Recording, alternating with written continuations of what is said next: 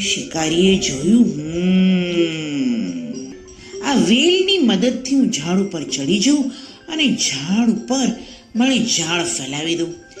જે પણ કોઈ પક્ષી આમાં બેસે એ ફસાઈ જશે અને હું એનો શિકાર કરી લઈશ. શિકારી તો ધીમે ધીમે ધીમે ધીમે ઝાડ ઉપર ચડ્યો અને ડાળીઓ પર જાળ ફેલાવી દીધી અને પછી દૂર જઈને છુપાઈ ગયો.